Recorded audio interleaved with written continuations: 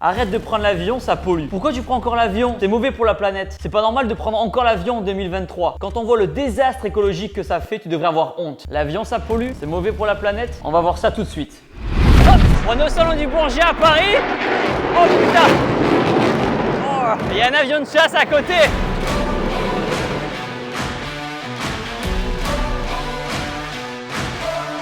On est au salon du Bourget à Paris, organisé par le GIFAS. Dans cette vidéo, je vais vous montrer l'avion du futur et l'avion qui consomme moins. Vous êtes prêts? C'est parti! Le salon du Bourget, c'est le plus grand salon aéronautique au monde. Et c'est le grand retour après les 4 ans. Oui, il y a eu le Covid, et vous connaissez quoi. Du coup, c'était annulé et ça y est, c'est le grand retour aujourd'hui. Le but de la vidéo, c'est de montrer que l'avion de demain peut être un avion propre. Car on le sait tous, moi le premier, quand je prends l'avion, je reçois souvent des messages de personnes qui me disent Thibaut, prends plutôt le train. Thibaut, pourquoi tu prends l'avion? Ça pollue. Mais quelquefois, moi, habitant à Toulouse, c'est plus simple de prendre l'avion. Faut être réaliste, aujourd'hui, ce serait dur de se priver des avions. Donc dans cette vidéo, on va montrer comment l'industrie aéronautique se transforme, évolue pour qu'on puisse continuer à voyager sans polluer.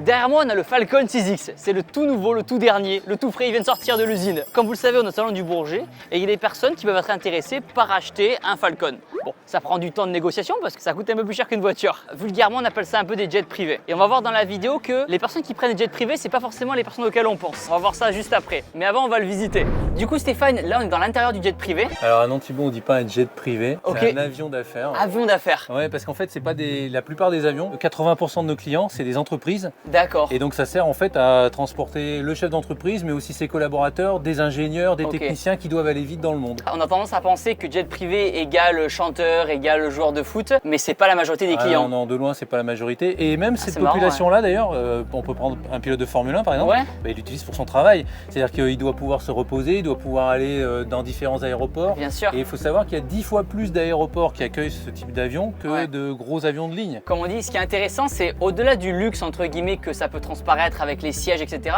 Le luxe, en fait, c'est de gagner du temps parce que ce type d'avion, ils sont petits et ils peuvent atterrir n'importe où. Exactement. Et donc, c'est des bureaux volants qui permettent de pouvoir s'installer, de pouvoir travailler en sécurité, de pouvoir travailler en confidentialité avec ses collaborateurs. Ça s'achète ou ça se loue plus? C'est très souple. C'est des costumes sur mesure avec des usages très différents. Mais souvent, en fait, c'est pour effectivement gagner du temps ou pour aller à des endroits où il n'y a pas d'aéroport, il n'y a pas d'alternative en fait en train ou... Est-ce que c'est possible qu'un jour, les avions d'affaires vont réussir à émettre 0 g de CO2?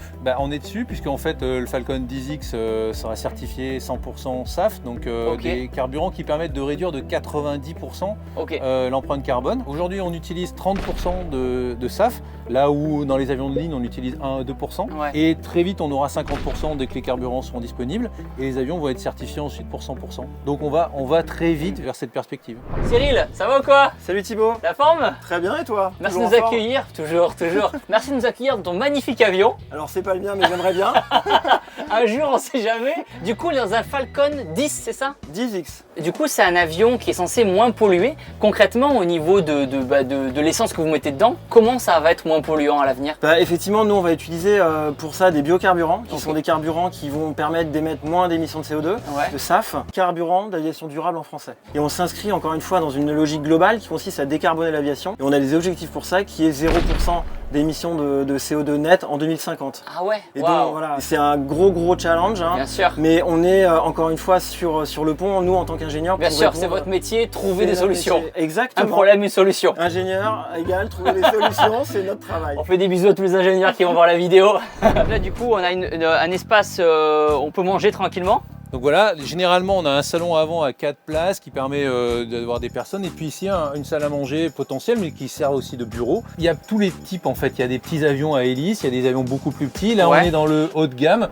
Et là il y a un espace un peu plus salon, canapé, où on peut se reposer. Alors ici on a 6 places et ça fait des lits. C'est-à-dire qu'en fait on peut faire 2 lits, une place ou un lit 2 places qui permet sur des très longs voyages de pouvoir aussi se reposer et d'arriver pour quelqu'un qui doit aller négocier un contrat, d'arriver frais et tout, bien sûr. Est-ce qu'on peut installer une salle de sport? Est-ce que c'est possible?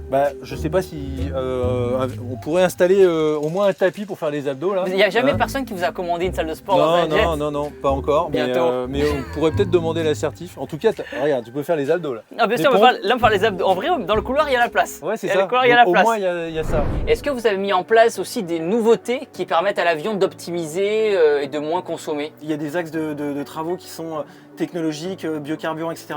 Mais à côté de ça, il y a aussi un axe qui est assez important qui consiste juste à mieux utiliser l'avion, à aller optimiser tout ce qu'on peut optimiser sur les trajectoires des avions. Et la façon dont l'avion va voler dans les vents, en remettant à jour la météo de façon régulière, en remettant aussi à jour les calculs qu'on va faire.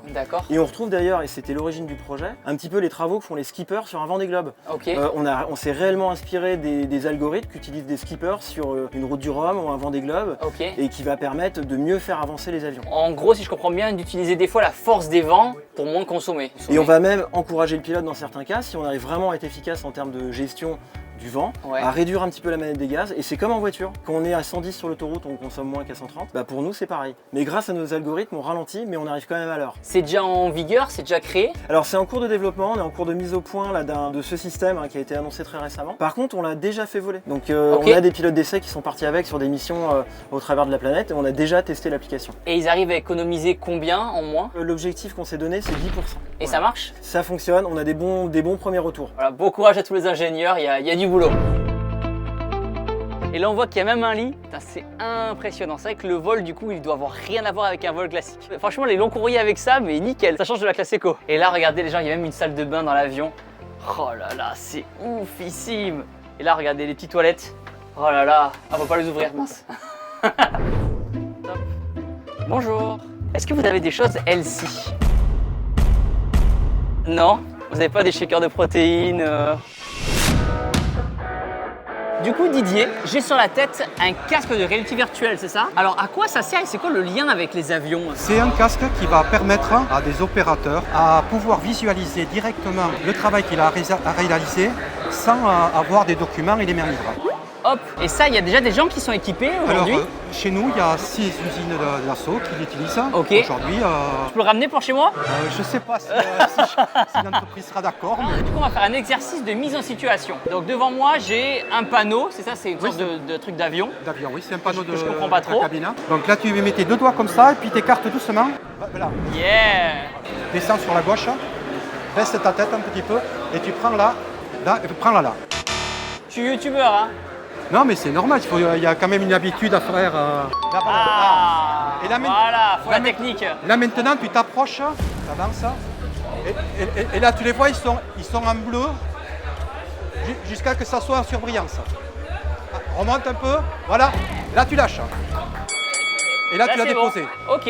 Dans la vie, c'est une vraie pièce que tu as. L'idée c'est de savoir où on va placer bien et correctement l'objet et de gagner du temps du coup et d'être plus efficace au travail. Donc tu vas pouvoir venir faire des avions avec nous. Eh bien exactement, si vous cherchez des stagiaires, moi je suis preneur, c'est parti.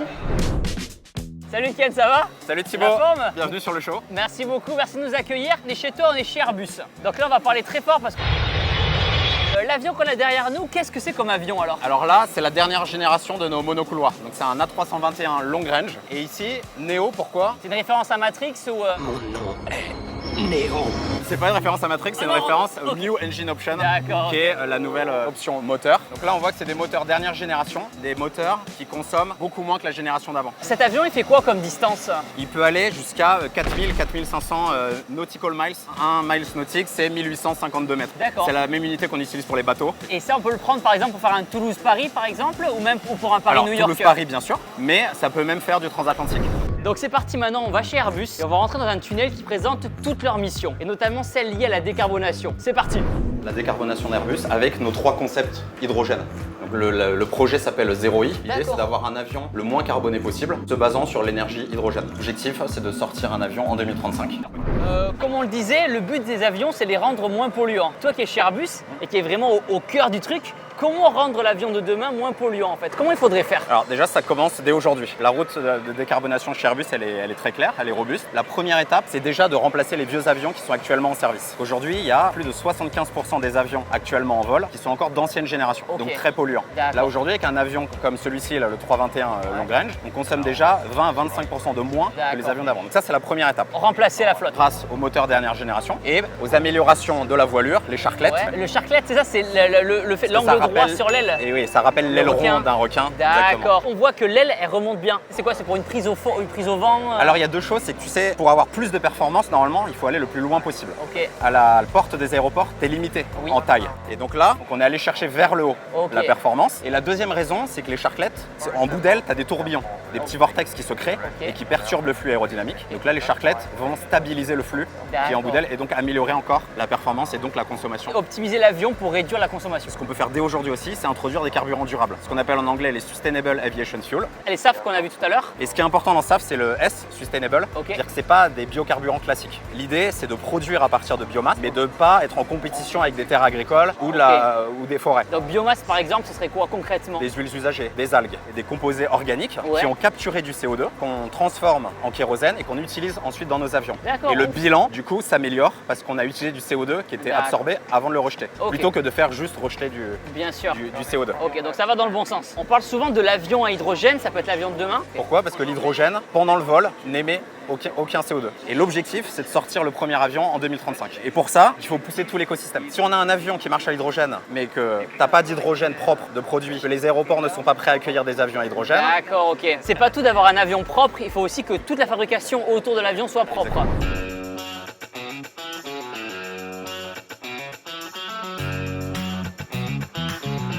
Donc là, les gens, il est en business class, c'est magnifique. On a la petite trousse avec les petits produits, les petits trucs. Là, il y a plein de petits boutons pour avancer ou reculer le siège. Là, on dirait un truc Wi-Fi. L'écran, il est magnifique. Là, la table pour manger, le lit qui s'allonge complètement.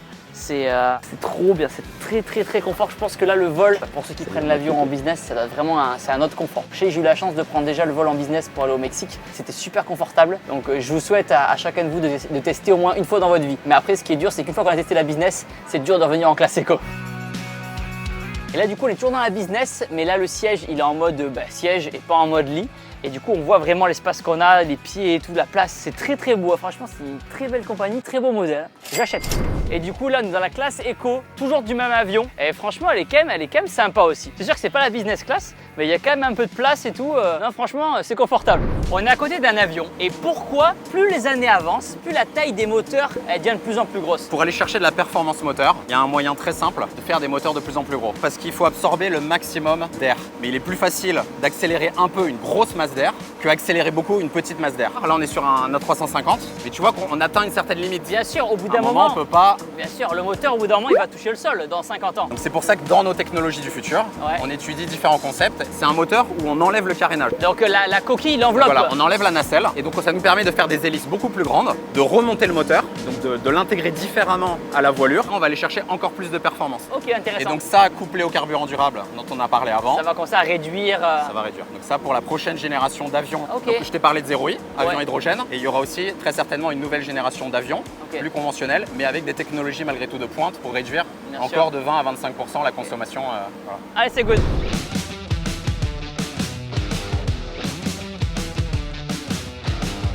Du coup, Jean-Marc, tu peux nous montrer un petit peu, donc il y a plusieurs écrans. On a des grands écrans tactiles. Ah ouais, on dirait des iPads en fait, plusieurs. Exactement. Et là, par exemple, si tu regardes l'application centrale, j'ai les performances de l'avion. Et par exemple, sur mon plan de vol, qui peut mettre du temps à préparer, là, c'est automatiquement validé avec les dernières informations météo, par exemple. Ouf. Là, tu vois, il arrive automatiquement dans l'avion, il est blanc. Ouais. Et au moment où le pilote va le valider, il devient bleu. Et donc là, on peut faire son vol de manière sécurisée. Trop bien. Si tu veux, on peut même décoller. Tant mieux, je suis youtubeur et pilote à la fois. Exactement. Donc là, manette de gaz à fond. Ouais, manette. Celle-ci, on l'a volontairement déconnectée dans le cadre vous aviez du salon. Peur, ok, vous aviez peur que je fasse une connerie. On accueille pas mal de monde, donc bien sûr. Sur ton cockpit, tu permets de voir ta vitesse, ton altitude, l'endroit où tu es. Super. Tu as ton plan de vol latéral et vertical. Et là, en fait, tu es sur ta piste. Et là, après, c'est parti. Tu vois, on décolle de Sion. Et voilà. Et là, c'est parti. Et c'est parti, tu vois, on a décollé en préparant notre vol. Trop stylé, merci beaucoup en tout cas. Et bien avec trop plaisir. cool, bon courage. Chris, la forme? Super, et toi? Du coup Chris, moi je prends souvent l'avion. Comment on pourrait imaginer l'avion de demain, un avion qui pollue un petit peu moins? On entend bien souvent parler des solutions à long terme. Ok. Remplacer les avions, hydrogène, électrique, etc. ouais bien sûr. C'est des choses qui vont arriver, mais qui vont mettre un certain temps à se mettre en place. Nous ici, ce qu'on a choisi de te partager, c'est comment on va s'y prendre dès maintenant pour quand même engager cette réduction de l'empreinte sur le climat de l'aviation. C'est qu'il y a des effets sur le climat liés au carburant, mais aussi à un effet qui s'appelle l'effet dit non CO2. Vous voyez cette traînée de condensation qu'on génère dans le ciel, cette traînée blanche derrière l'avion. Oui. En fait, si elle reste longtemps dans le ciel, elle peut aussi avoir un effet sur le dérèglement climatique. Parce que ça peut se transformer des fois en nuage. Et ça va empêcher la Terre de se refroidir naturellement. Du coup, concrètement, comment vont faire les avions pour consommer moins avec l'essence qui existe actuellement là? Alors en fait, on a plusieurs moyens. Si je prends mon exemple sur la France ici, il nous arrive régulièrement d'avoir des avions qui ne volent pas à la bonne altitude. Comme il y a beaucoup d'avions, on est obligé de les séparer pour qu'il n'y ait pas d'incident, que la sécurité soit garantie. Bien sûr. Et en fait, il y a des moments dans la journée où la sécurité est largement garantie. Et donc on pourrait optimiser les emmener à voler plus haut, parce qu'en fait, plus haut, on consomme moins. Ah ok, je sais pas. Les pilotes, ça c'est leur motivation de tous les jours, chercher la bonne altitude pour consommer le moins. Mais les contrôleurs aériens, parfois, c'est pas leur mandat aujourd'hui de chercher à faire ces optimisations-là. Donc on va les faire parler ensemble pour que contrôleurs et pilotes se comprennent et puissent aller chercher ces niveaux de vol plus souvent. Encore une fois, c'est la sécurité garantie. Bien sûr, sécurité first et derrière, on introduit l'écologie derrière la sécurité. Le deuxième exemple qu'on a, c'est plutôt là l'exemple qu'on a sur la Norvège et la Suède. On a des conditions météo assez particulières. Il fait froid, il fait par exemple plus froid en haute altitude, il y a de l'humidité.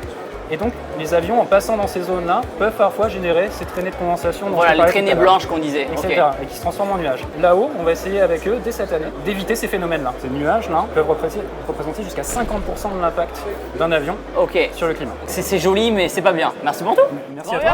Françoise, enchantée. Ça va la forme? Ça va, en forme. Très bien. Françoise, on a devant nous le futur. Actuellement, quand on prend l'avion, il faut toujours montrer son passeport, sa carte d'identité, etc. Et tu vas nous dire que demain, il n'y aura plus besoin. Comment ça se passer alors? Dans l'aéroport du futur et avec la solution Fly2Gate, je pourrais voyager directement et être en mesure de passer à différents points dans l'aéroport simplement avec la reconnaissance de mon visage. Donc on arrivera à l'aéroport, qu'est-ce qui va se passer alors? Je vais vérifier mon identité. Voilà. Donc je pose mon passeport sur cette borne et je dis que ces informations sont correctes. C'est un ticket qui sera juste pour le vol. Exactement. Donc là je scanne ma carte d'embarquement et là je vais avoir une photo de moi qui va être prise pour la reconnaissance biométrique. Say cheese. Ce qui est important, c'est que je vais pouvoir donner mon consentement à l'aéroport pour qu'il utilise mes données aujourd'hui pour mon vol essentiellement. Voilà, et pas que ce soit revendu. Une fois que j'ai fait ça, je peux mettre mon passeport dans ma poche. Et on le sort plus. On le sort plus. Ça sera mis en place dans combien de temps, tu penses? Ça, c'est déjà en cours dans certains gros aéroports internationaux. Ça permet de réduire les queues, parce que la reconnaissance faciale, c'est évidemment le futur.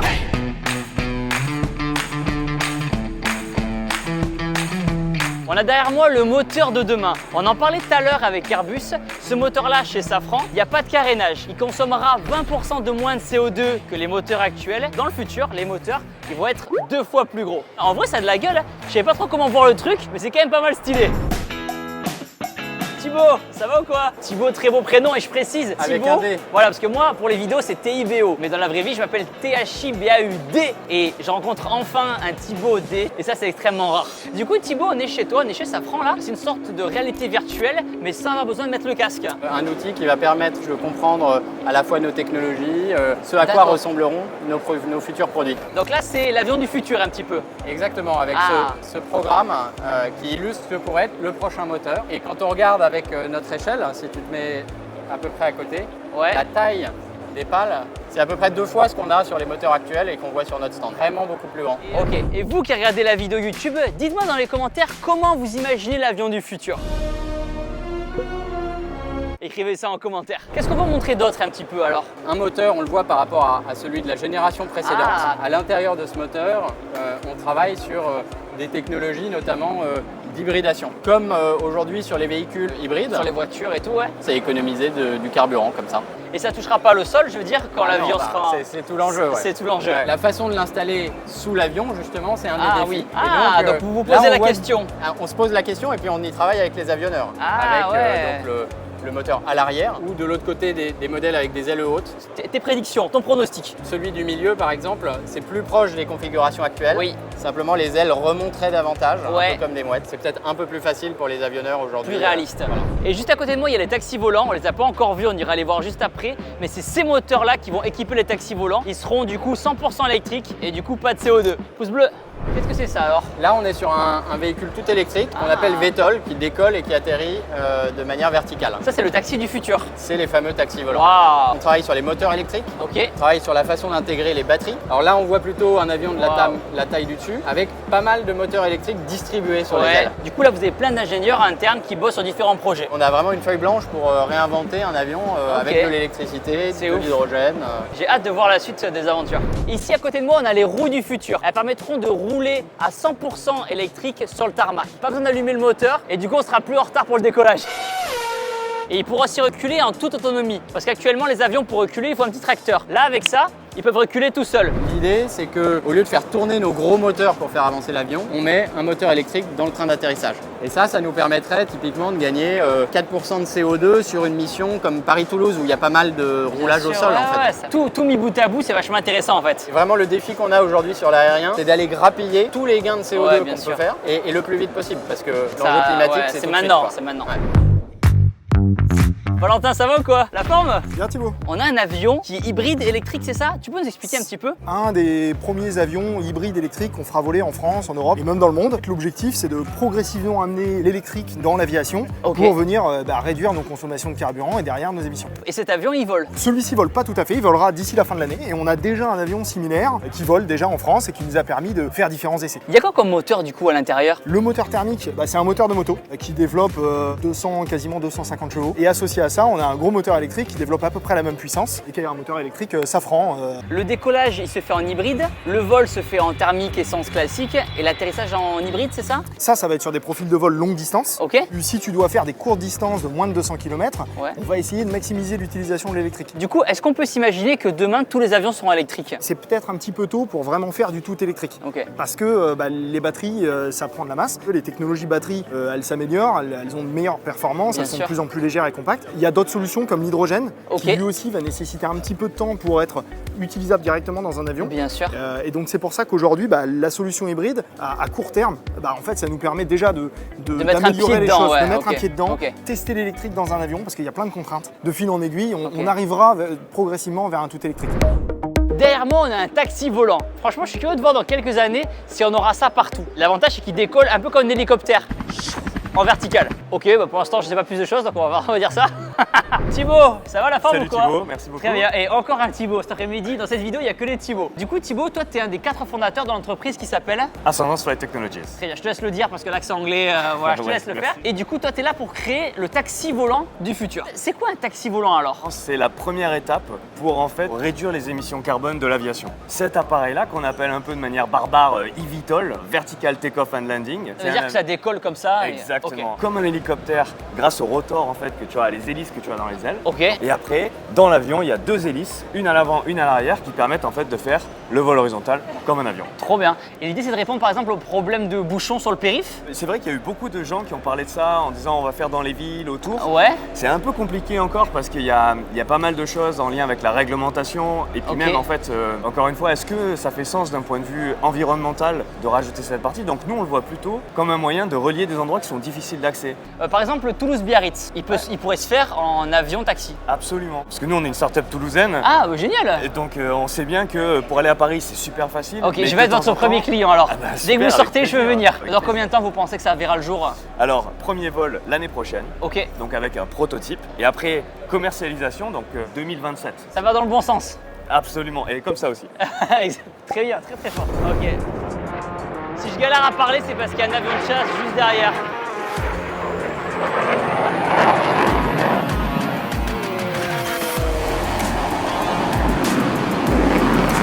Incroyable. Au passage, je précise que l'aéro recrute, que vous soyez du CAP au bac plus 5, que vous ayez pas de diplôme, peu de diplôme, un homme, une femme, un enfant. Non, pas les enfants, on a dit. Pas les enfants. L'aéro recrute, le lien est dans la description. Si vous cherchez du taf, allez-y. En plus, avec l'argent, vous pouvez vous payer un abonnement à la salle de sport et ça, c'est encore plus cool. Derrière moi, c'est l'avion EcoPulse. Il a été créé en collaboration avec Daher, Safran et Airbus. À la base, c'est un avion classique thermique, mais a été rajouté 6 moteurs électriques qu'on voit juste ici. Je vais pas le casser, par contre, je vais faire attention, c'est fragile. Et cet avion, il fonctionne puisqu'il arrive depuis Tarbes et il a atterri à Paris, il a atterri au Salon du Bourget il y a 2-3 jours. Donc ça fonctionne. Baptiste, comment ça va, la forme? Ça va bien, merci. Très bien. Thibaut. Du coup, Baptiste, tout au long de cette vidéo, on a vu comment les différentes entreprises travaillaient séparément. Mais comment faire pour qu'elles réussissent à travailler ensemble? Effectivement, ce qui est extrêmement intéressant dans la filière aéronautique, c'est qu'elle est très soudée et les acteurs se connaissent entre eux. Donc on a les moyens de travailler ensemble, c'est ce qu'on montre dans l'exposition. Effectivement, c'est cool que Safran fasse plus écologique, que Thales aussi, mais il faut qu'ils travaillent ensemble, sinon ça va pas matcher. Parce qu'on l'a vu, on a vu que les moteurs étaient de plus en plus gros, mais si les ailes ça change pas, le moteur il va toucher le sol. C'est exactement ça. On gâche le bénéfice du travail des autres. Donc Airbus en France doit travailler avec le motoriste, Safran, on doit travailler sur la manière dont on va faire voler l'avion en optimisant les trajectoires des avions. Unitaire, ça veut dire un vol, on change la manière de voler, et puis les trajectoires entre elles. Quand il y a plusieurs avions qui volent, quel est le premier qui atterrit, quel est le premier qui décolle. Et le deuxième point qui est très important, c'est ce qu'on appelle la filière, c'est-à-dire qu'un avion, c'est pas Airbus tout seul qui fait un avion. Il s'appuie sur des fournisseurs qui font des pièces, qui font des systèmes. Ce que je comprends, c'est qu'il faut vraiment travailler en équipe et que ça prend aussi son temps, même si aujourd'hui plein de choses vont se faire à court terme au niveau écologique et les avions. C'est pour ça que vous avez une feuille de route à 2030 et 2050. Alors l'engagement il est à 2050 pour le net zéro et avant ça il faut comprendre comment on y va. C'est l'objectif de l'exposition. Tout le monde dans la même direction. Les futurs ouvriers, les futurs ingénieurs, ils sont là, ils regardent la vidéo là. Et c'est pas moi qui ferai l'avion de 2050, c'est vous. Exactement. À présent, abonnez-vous à ma chaîne YouTube en cliquant sur le lien qui est juste ici et regardez notre vidéo YouTube en cliquant là.